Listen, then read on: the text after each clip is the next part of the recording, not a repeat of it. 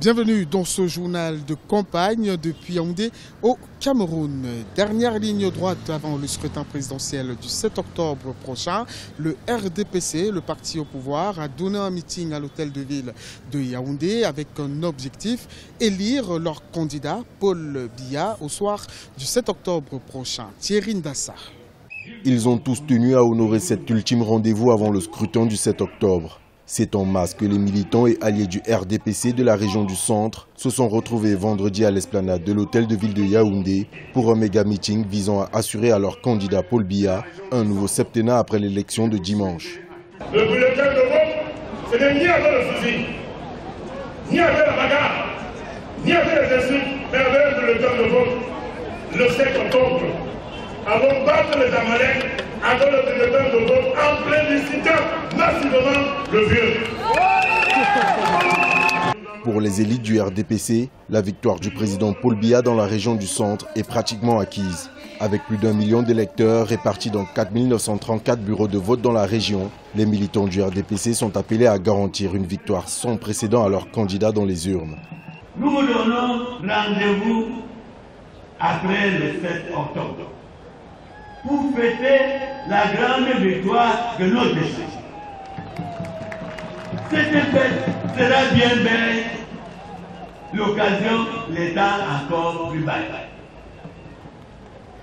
Une grande victoire dont Yaoundé et la région du centre devront être parmi les accidents majeurs et déterminants.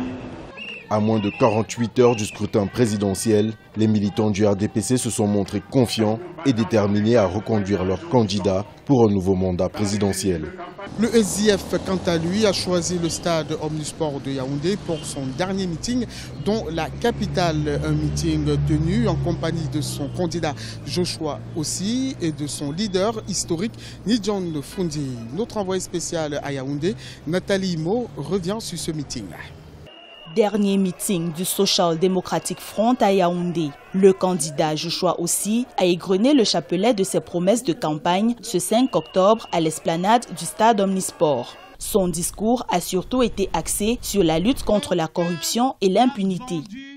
Le 7 octobre, les Camerounais ont le choix entre rester dans l'obscurité, la souffrance, le manque d'emploi, l'escroquerie, la corruption. Je continue. Ou alors, vous avez l'autre choix, qui est le choix que je suis venu vous proposer, c'est le choix de la rupture. Et la rupture ne peut pas être complaisante. Dans le registre sécuritaire, la militarisation de la crise anglophone a été réprouvée par le candidat aussi. Les violences qui ont conduit à une crise humanitaire dans les régions du nord-ouest et du sud-ouest sont le fruit de l'injustice du système en place, selon les membres du SDF. Pour eux, la solution réside dans le fédéralisme. Pendant 24 ans, le SDF a développé un programme fédéral pour construire un fédéralisme qui convient à un peuple heureux comme vous. Le candidat Joshua aussi a également relevé que le temps de l'alternance est arrivé. Aux militants venus lui témoigner leur soutien, Joshua aussi a recommandé de sanctionner le régime actuel à travers les urnes.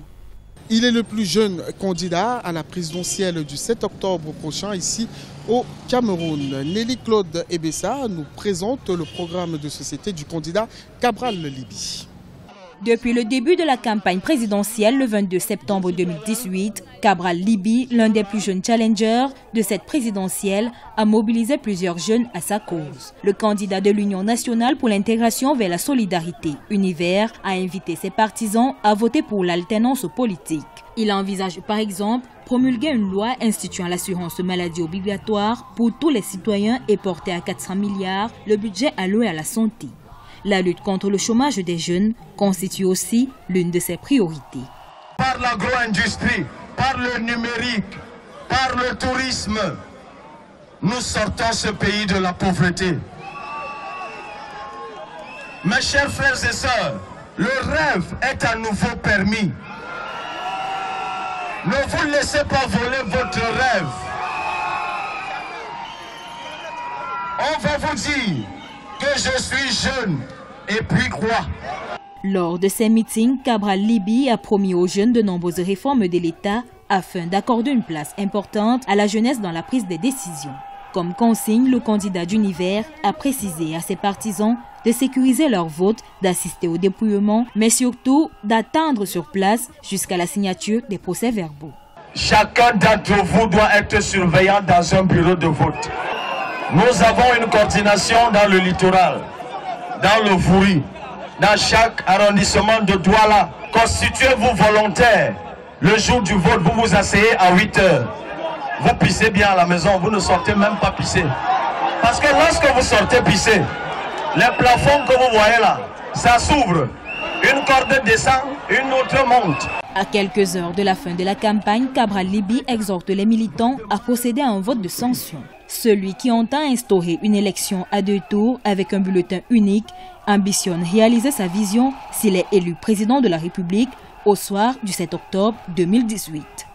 Le candidat Franklin Ndifor compte développer le Cameroun sur la base des principes bibliques s'il est élu au soir du 7 octobre prochain. Corinne de Kamseu.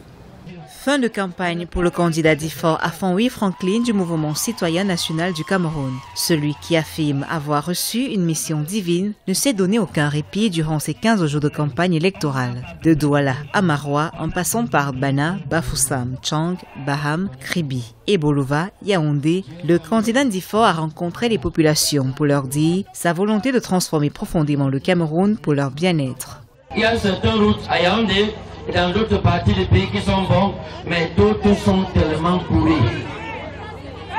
Vous voyez? Donc il faut vraiment réparer le pays.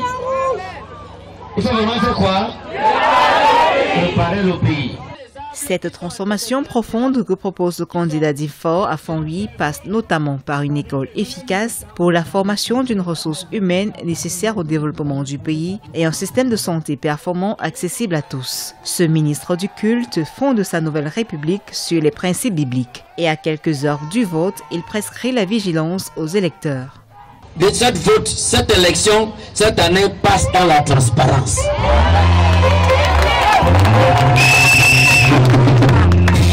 Parce que c'est une activité que le gouvernement a organisée et que je les encourage, je les remercie pour cette activité des élections pour que les Camerounais puissent voter leur leader. Ce n'est pas ça?